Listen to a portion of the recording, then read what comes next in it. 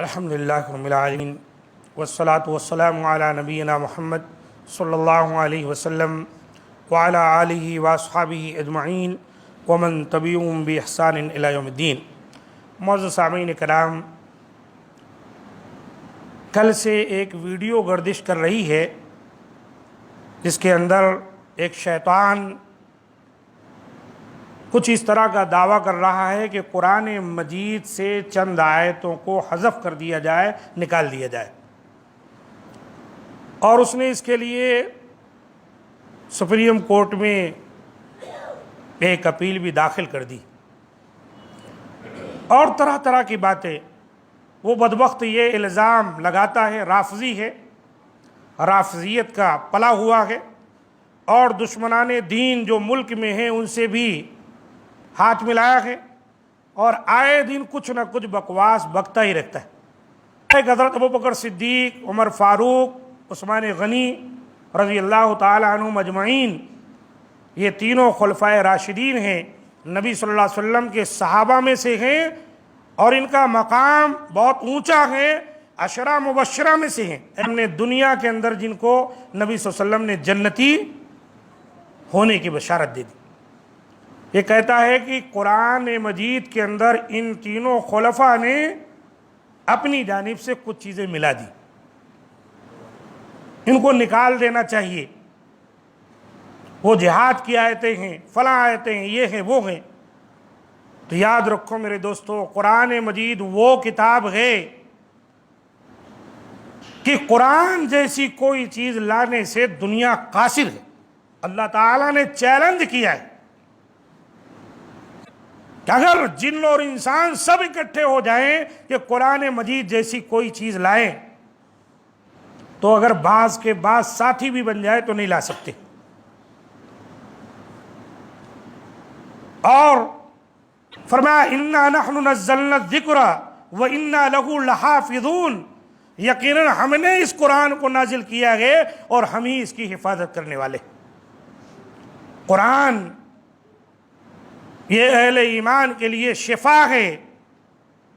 وَنُنَزِّلُ مِنَ الْقُرْآنِ مَا هُوَ شِفَاءٌ وَرَحْمَةٌ لِّلْمُؤْمِنِينَ، مومنوں کے لیے رحمت ہے، ہدایت ہے، ہدایت کی باتیں اس میں ہیں۔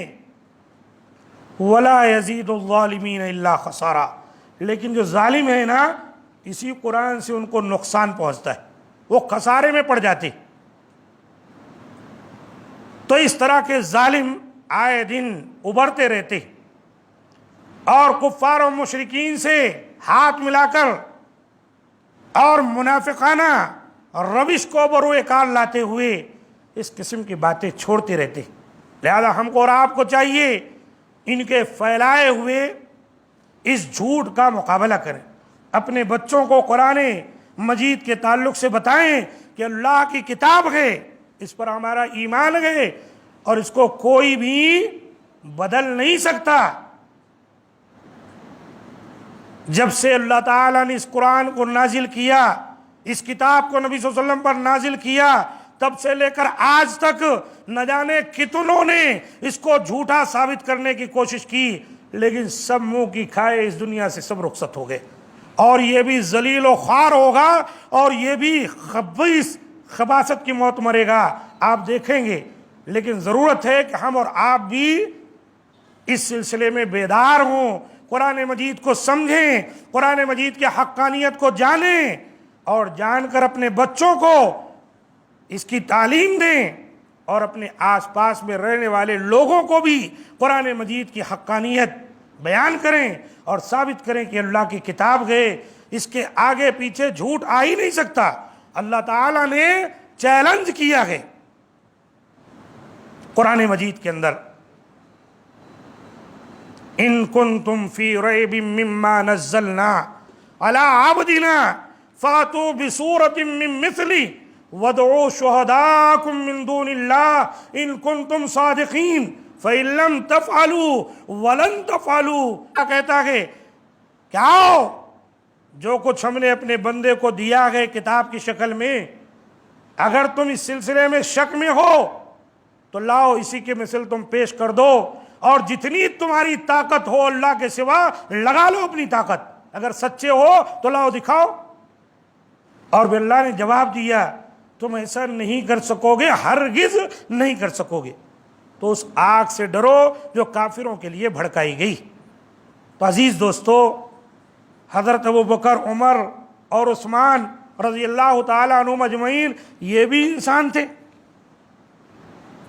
جب اللہ نے چیلنج کیا کہ قرآن میں کوئی گھٹا بڑھا نہیں سکتا، اللہ نے حفاظت کی ہے، تو کیسے یہ ہو سکتا ہے کہ ان کے اقوال قرآن مجید کا حصہ بن جائیں؟ ہرگز نہیں. یہ بہتان ہے.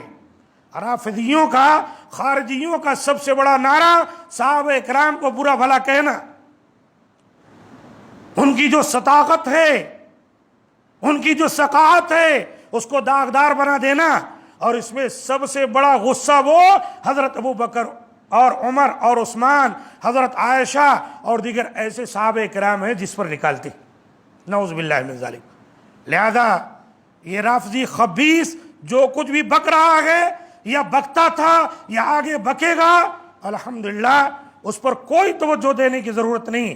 ہاں، ہم کو قرآن و سنت کی تعلیمات سے اپنی نسل کو آگاہ کرنا ہے. اللہ تعالیٰ سے دعا ہے کہ مولا کریم ہر شر اور فتنے سے ہمیں اور جمی مسلمانوں کو محفوظ رکھے اور تا دم حیات قرآن و سنت پر عمل کرنے والا بنائے.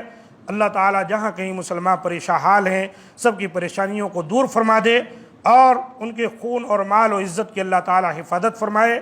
کتنے ایسے لوگ ہیں جو بیمار ہیں، اللہ تعالیٰ انہیں شفائے کامل